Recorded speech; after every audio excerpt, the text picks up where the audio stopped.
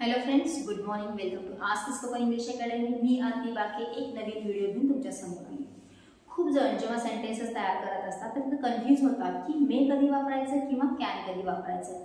Can म्हणजे काय, can हे खरंच टेन्समध्ये येतो का, असे खूप सारे प्रश्न विचारले जातात. तर त्याच्यासाठी आजचा हा व्हिडिओ आहे तुमच्यासाठी कॅन टॉपिकवर. कॅन म्हणजे काय, तर कॅन म्हणजे करू शकणे.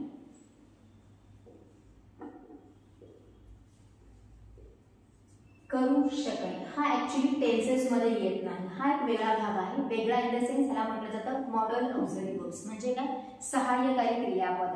जसं हेल्पिंग वर्ब्स आहेत तसेच मॉडल ऑक्झिलरी वर्ब्स आहेत. हेल्पिंग वर्बचे वेगळे अर्थ होतात आणि मॉडल ऑक्झिलरी वर्बचे वेगळे.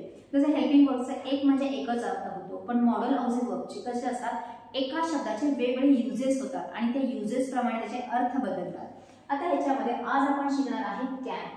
कॅन म्हणजे करू शकणे. कशासाठी वापरलं जातं किंवा कसं वापरलं जातं ते बघूया. जेव्हा आपण कॅन हा मॉडेल ऑक्झिलरी वर्ब यूज करणार आहे तेव्हा त्याच्या समोर कंपल्सरी क्रियापदाचं पहिलं रूप येणं गरजेचं आहे. म्हणजे काय, तर जेव्हा आपण मॉडेल ऑक्झिलरी वर्ब यूज करणार आहे त्याच्यासोबत क्रियापदाशिवाय सेंटेन्स होत नाही. हेल्पिंग वर्बला कसं होतं, आपण हेल्पिंग वर्ब सोबत कधी कधी ऑब्जेक्ट घेतलेला आहे, कधी वर्बचे फॉर्म घेतले आहे. फक्त ऑब्जेक्ट घेऊन सुद्धा आपण हेल्पिंग वर्बचे सेंटेन्सेस केलेले आहेत, पण मॉडल ऑक्झिलरी वर्बमध्ये तसे होत नाही. मॉडल ऑक्झिलरी मध्ये कंपल्सरी क्रियापद किंवा क्रियापदाचं रूप वापरणं खूप गरजेचं असतं आणि जो तुमचा मॉडल ऑक्झिलरी वर्ब आहे त्याप्रमाणे त्याच्या समोरची क्रियापदांची रूप बदलली जातात. ऑलमोस्ट प्रत्येक मॉडल ऑक्झिलरी वर्ब समोर either main verb or V3 वापरलं जातं. V2 कधीही वापरलं जात नाही, VING कधी वापरलं जात नाही. एक तरी मेन वर्ब वापरला जातो आणि जर ती क्रिया झालेली असेल म्हणजे परफेक्ट असेल तर मात्र आपल्या क्रियापदाचं तिसरं रूप वापरायचं असतं. आता आपण एकच शब्द बघतोय कॅन. कॅन म्हणजे काय, तर करू शकणे. जर याचं स्ट्रक्चरच करायचं झालं तर कसं होईल, subject plus can plus main verb plus object हे तुमचं स्ट्रक्चर असेल. पण आता स्ट्रक्चर वगैरे घ्यायची गरज नाहीये, कारण आपण ऑलरेडी टेन्सेसमध्ये खूप सारे स्ट्रक्चर्स बघितले आणि आपल्याला माहित झालं कोणताही सेंटेन्स सब्जेक्टने सुरू होतो, एंड ऑब्जेक्ट किंवा कॉम्प्लिमेंटने होतो. तर मेन पार्ट कोणता असेल तर तो फक्त आहे हा कॅन आणि मेन वर्बचा. आता कॅन कधी कधी वापरलं जातं ते बघूया. करू शकणे इन द सेन्स ते इनडायरेक्टली आपली ॲबिलिटी सांगतोय. म्हणजे तुमच्यामध्ये जे काही ॲबिलिटीज आहेत ते सांगण्यासाठी कॅनचा वापर केला जातो. व्हॉट आर युअर ॲबिलिटीज, तुमचे काय काय ॲबिलिटीज आहेत हा जर प्रश्न विचारायचा झाला कॅनचा वापर करून तर व्हॉट कॅन यू डू, तू काय करू शकतो असा होणार आहे. म्हणजे करू शकणे हा त्याचा अर्थ आहे आणि जेव्हा आपण वाक्यामध्ये त्याचा वापर करणार आहे तेव्हा होतो करू शकतो. व्हॉट कॅन यू डू, तू काय करू शकतो. जसे की आय कॅन टीच, मी शिकवू शकते. ही कॅन स्विम, तो पोहू शकतो. She can make variety of cakes, ती व्हरायटी ऑफ केक बनवू शकते. म्हणजे त्या व्यक्तीमध्ये ती त्याची काय आहे, ॲबिलिटी आहे. ॲबिलिटी म्हणजे काय, योग्यता किंवा क्षमता. तुमच्यामध्ये काय योग्यता आहे, काय क्षमता आहे हे सांगण्यासाठी आपण कॅन वापरतो. जसं Isha can swim 2 hours continuously. Isha 2 तास सतत किंवा सतत पोहू शकते. त्याच्यामध्ये स्विम हे काय आहे, क्रियापदाचं पहिलं रूप आहे आणि त्याची ती ॲबिलिटी आहे की ती 2 तास कंटिन्युअसली पोहू शकते. ईशामध्ये ती ॲबिलिटी आहे. माझ्यामध्ये आहे का, आय डोंट नो. तुमच्यामध्ये आहे का, आय डोंट नो. पण तिच्यामध्ये मात्र आहे. आता ही 2 तास स्विमिंग करू शकते, मग मी करू शकते का, ऑफकोर्स आय कांट, कारण स्विमिंगच येत नाही. मग हे सेंटेन्स मी कसं करू शकते, आय कांट स्विम, मी पोहू शकत नाही. जशी तुमची योग्यता आहे, क्षमता आहे, तशी तुमच्याकडे योग्यता नसूही शकते. बरोबर आहे. म्हणजे माझ्याकडे ही योग्यता नाहीये, स्विमिंग करायची योग्यता माझ्याकडे नाहीये. मग मी सेंटेन्स कसं करू शकते, आय कांट स्विम. कांट म्हणजेच काय, कॅनॉट. तुम्हाला जर शॉर्ट फॉर्म नको असेल तर तुम्ही पूर्ण शब्द घेऊ शकता. कॅनॉट नाही, I can use short form, तर तुम्ही शॉर्ट फॉर्म यूज करू शकता.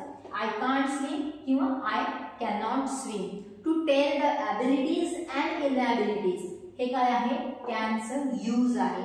तुमच्याकडे योग्यता पात्रता किंवा अपात्रता सांगण्यासाठी आपण कॅनचा वापर करतो. हे झालं याचं पहिलं यूज. त्याच्यानंतर परमिशन घेत असताना सुद्धा आपण कॅनचा वापर करतो. परमिशन कोणाची घेतली जाते? पुढे असणाऱ्या व्यक्तीची घेतली जाते. कुणासाठी घेतली जाते? स्वतःसाठी किंवा आपल्यासोबत असणाऱ्या लोकांसाठी. जसं मी येऊ का, आम्ही जाऊ का, आम्ही इथे खेळू का, मी तुम्हाला मदत करू का, हे सगळे जे सेंटेन्सेस आहेत हे परमिशन म्हणतात. आणि परमिशन आपण मागत असतो. सीकिंग परमिशन मागणे in the sense you ask the question. मग सेंटेन्स करत असताना कॅन आय किंवा कॅन वी असं काय होणार आहे? होणार आहे. जसं कॅन आय सिट हिअर, मी इथं बसू शकते का? कॅन वी प्ले, आम्ही इथं खेळू शकतो का? म्हणजेच ह्याच्यामध्ये स्वतःसाठी किंवा स्वतःसोबत असणाऱ्या लोकांसाठी आपण काय केलेली आहे? परमिशन घेतलेली आहे.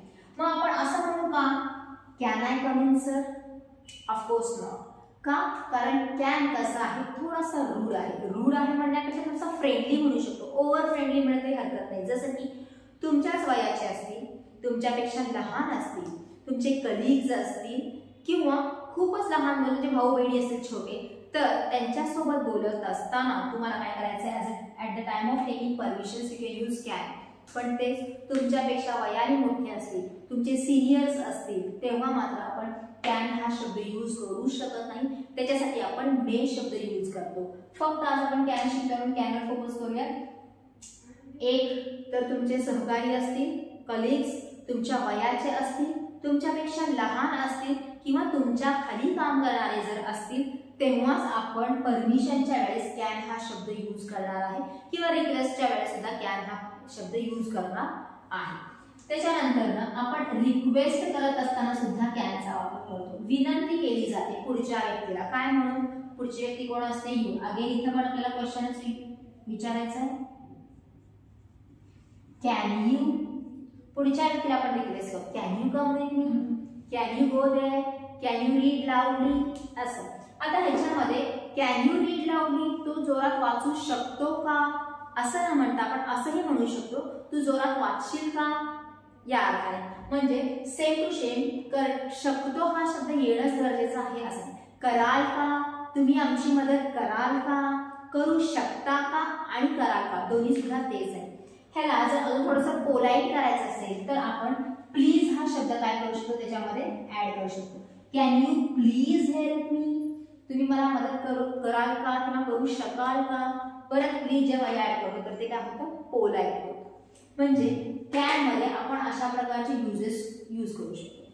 Again even to tell the possibilities, शक्यता व्यक्त करण्यासाठी सुद्धा आपण कॅनचा वापर करतो. काय शक्यता आहे? ही कॅन कम नाउ, तो आता येऊ शकतो. शक्यता आहे येण्याची, त्याची काय आहे? पॉसिबिलिटी आहे. इट कॅन रेन, पाऊस पडू शकतो, पाऊस पडण्याची शक्यता आहे. Again we have used verb form. First verb form म्हणजे प्रत्येक ठिकाणी आपल्याला क्रियापदाचं पहिलंच रूप यूज करायचं आहे. We can make many WH type questions. WH हा शब्द वापरून सुद्धा आपण कॅनची वाक्य करू शकतो. जसं की what can I do for you, मी आपल्यासाठी काय करू शकतो.